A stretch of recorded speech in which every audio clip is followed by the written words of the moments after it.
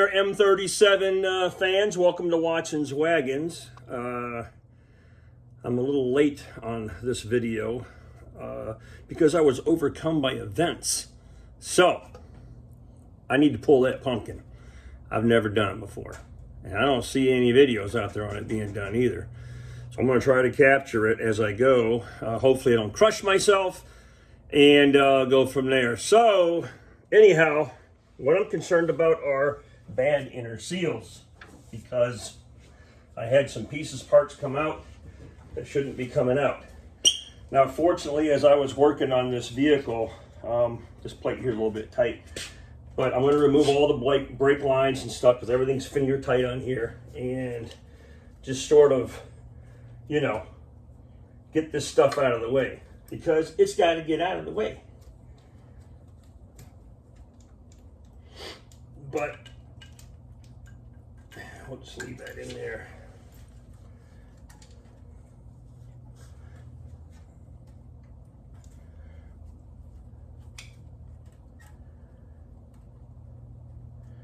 I'm probably going to take a wire wheel to these studs and get some of the paint knocked off so we can back these things out. They look like nylon type threaded deals, or they're fitted in such a way that they won't back out easy. So we'll have to mess with that, but I think this line is going to give me some problems. So let me turn the camera off or whatever. Good thing I didn't tighten this dude down. She's obviously in the way. Okay.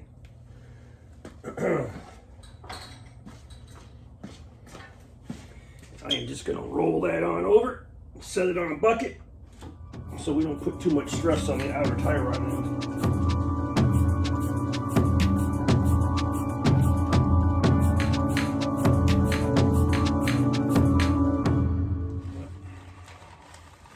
Gotta pull this side out.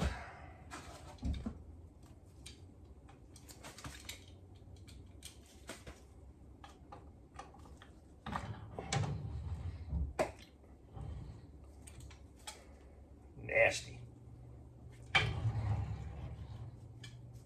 This one's got a ring in it too. Huh. What the hell?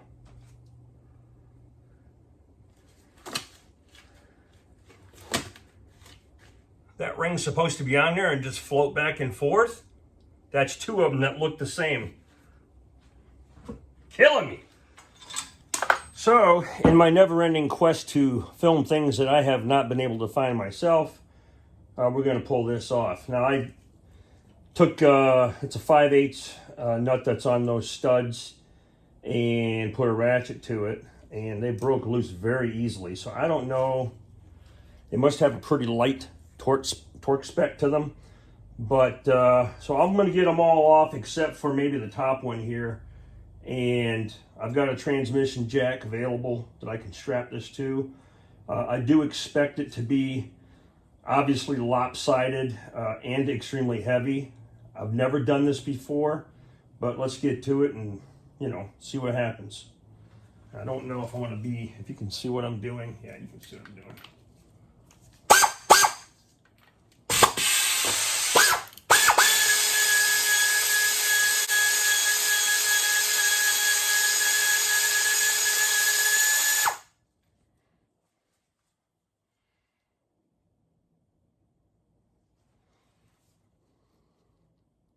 You see how they're kind of, the ends are? So they're like sort of self-locking or whatever. That must be the, yeah, that it definitely is a nylon end under there. So is that normal for this age of a vehicle?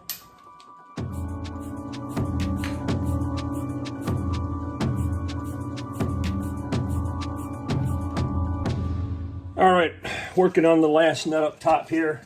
And this is the one where the brake line junction block mounts to.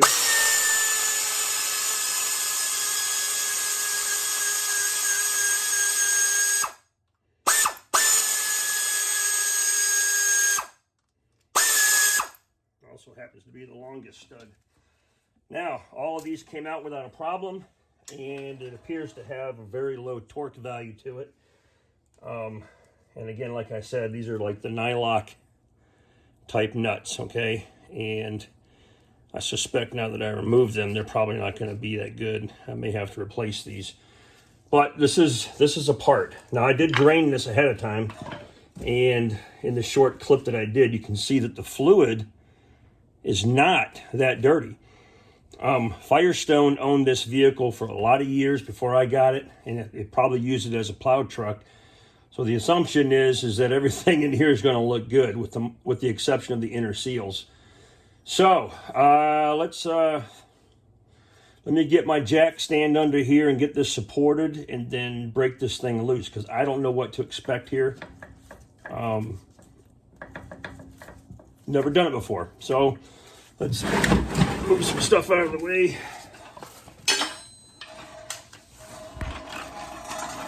Move this little transmission jack deal over. And what do I need here?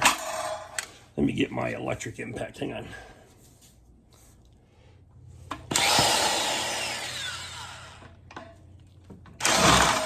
Come on now.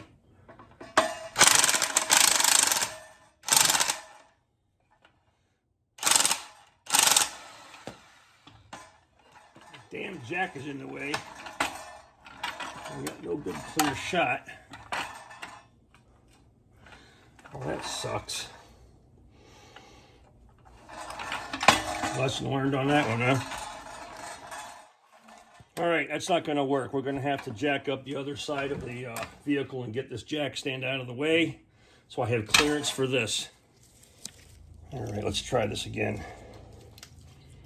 Let's try it again, my friends. Now, this thing appears to be adjustable as well. I need to have a little bit of an angle here. So let's see if these will actually hold. That's about as far as they're going to go, too.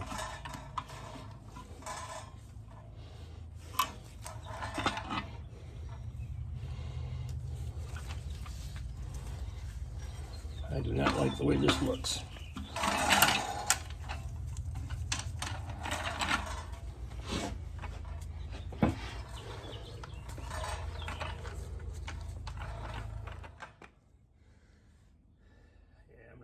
I'm not feeling it, folks. This is a little unstable. Not feeling it.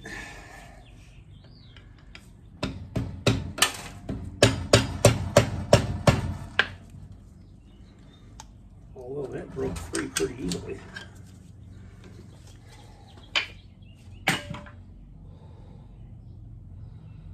Well, what do we think?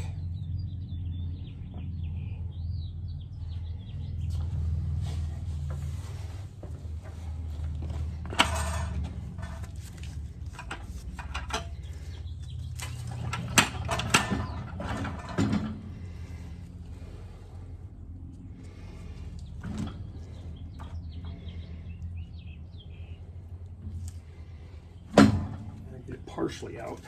And then maybe, just maybe, we reposition the lift.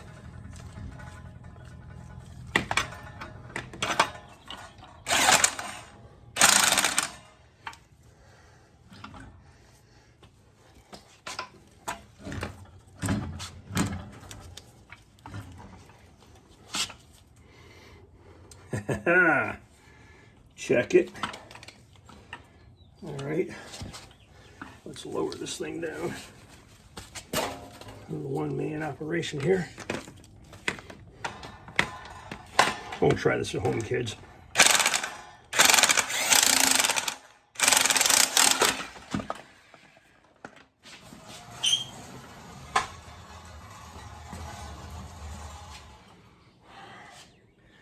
She's heavy.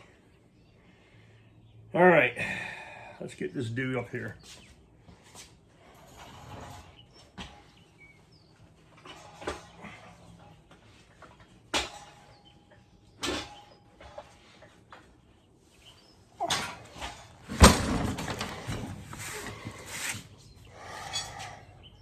Yeah. Greasy, grimy gopher guts. Yeah. I'm sweating like a stuck pig. But there she is in all her glory. So this is the condition that it came out in. Okay. Obviously we got some gear oil or gear lube looking kind of stuff going on. A little pitting on that, but it looks like the surface for the ring gear isn't too bad looking. Let's just do a nice smooth rolling here. So far I don't see any broken teeth, and you can see the wear marks. They're in the center where they need to be. So a good sign, a little dirty, but everything seems to be rolling smoothly, and I don't see any visible signs of rust. Okay, let's go take a look inside the inside that axle housing and see what the seals tell us. Okay, so you know, like I said, I've never been in here before, but you can see that there's years of stuff, and there isn't what appears to be an inner seal that I can see, not like what I'm used to on the Willys. So that's interesting. All right. Maybe the seal is located someplace different, or you guys talk to me, or is it way on the end where it's supposed to go? Let me go check out the tech manual. So it's pretty easy to see where the fluid level is inside of this this axle housing, right? And you'll notice that the level pretty much comes below the axle tube. And I guess that because it's in the tapered upward position like that, that the fluid never really travels out to the outer end of the axle. And if it does, it still has to climb another lip up by where the bushing is at the end and get through a couple of seals.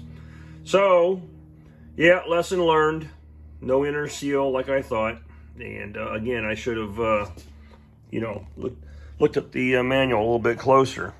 But the only sealing situation you got is a gasket that goes there where the spindle is. And then you have an inner hub seal. Okay, that, where is it here? Seal U. Okay, this one here is for the rear axle. And that's this one. And seal N, where's N at? Right here. Okay, so the race, the bearing, and then the seal goes into the hub itself. That's going to seal up against the spindle, and doesn't even look like, nope, I didn't see it. There's no gasket between the spindle and the knuckle. That's weird. There is a gasket right there. Okay. The only seal listed here is on the pinion. Is that right? Let me see here. CC, pinion, whatever. There's a shaft seal there, so right there.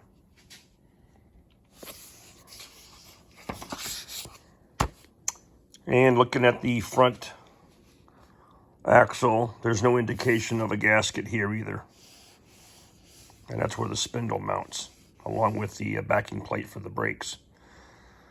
So anyways, and we do have a seal here for the steering knuckle, which I do have the replacement kit for that. Lesson learned, folks. There's about 5 of you who are watching this video laughing your butts off thinking, Mike's going to figure this out the hard way, isn't he? Yeah, I did. Is what it is. So, and it's good. I needed the education. And besides, it's nice to look in here, and there's some goo that I want to clean off, and we'll just say I planned it like that. Yeah. Doesn't smell that bad. You know, normally this kind of stuff stinks. Yeah. Yeah. Weird. All right, well, comment, you know, let me know what you think. And if you have experience messing with these things, feel free to embarrass me. But at least you got to see a differential come out of an M37 front end. I'm just saying. See ya.